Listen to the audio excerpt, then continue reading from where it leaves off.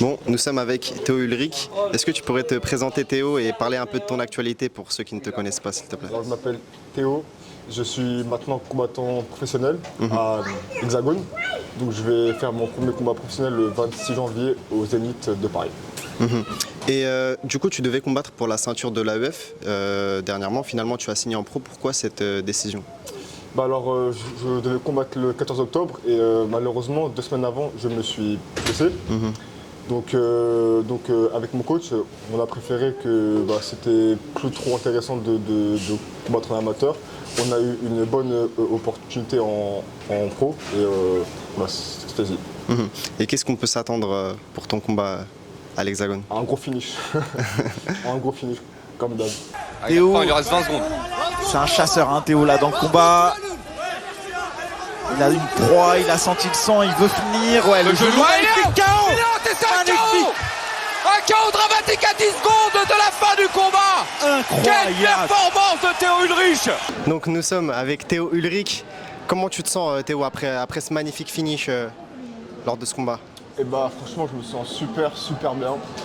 Premier combat pro au Zénith, je pouvais pas demander de mieux. Comment tu t'es senti lors de ton combat? Est-ce que tu as ressenti qu'il te manquait du cardio ou des choses comme ça? Non, franchement, j'étais super bien. En pied-point lutte, franchement, j'étais vraiment archi bien. C'était quoi le game plan qui était mis en place durant ce combat? Le game plan, c'était de maintenir une bonne distance parce qu'on savait qu'il boxait pour partir en lutte. Du coup, il a appliqué ça, puis j'ai su contrer. Le finish à 16 secondes de la fin, est-ce que tu t'y attendais? C'était quelque chose que tu cherchais absolument pour finir ce combat ou toi tu voulais vraiment aller à la décision? À l'inter-round du deuxième round, mon coach m'avait dit que les uppercuts et les coups de genoux c'était ouvert. Du coup, je l'ai cherché et c'est tombé au troisième round.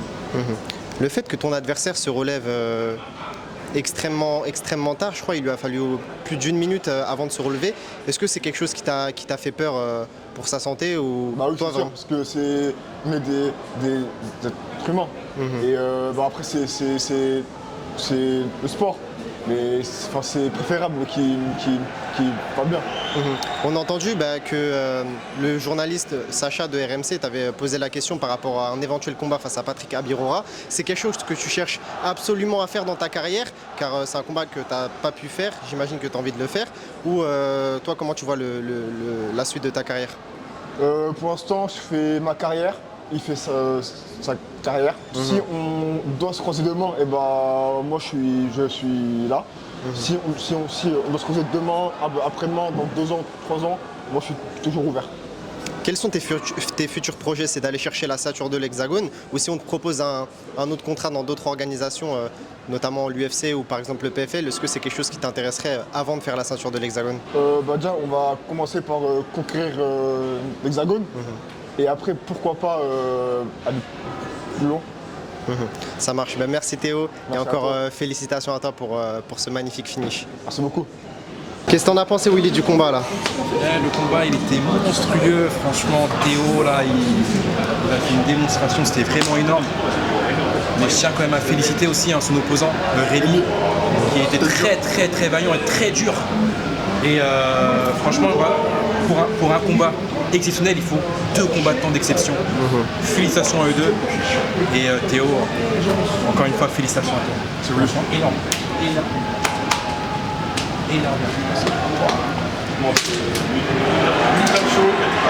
Putain chaud, grosse salle, grosse guerre.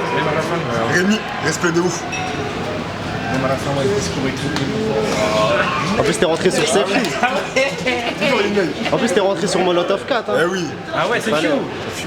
C'est Fiu. Parce que de base, je devais rentrer sur Six et Rof. Ils ont pas voulu. Pourquoi? Gros mots. Il y avait trop de gros mots. On va de l'email, hein. Du coup, non. Quand je suis un ancien de ouf, ça fait dur.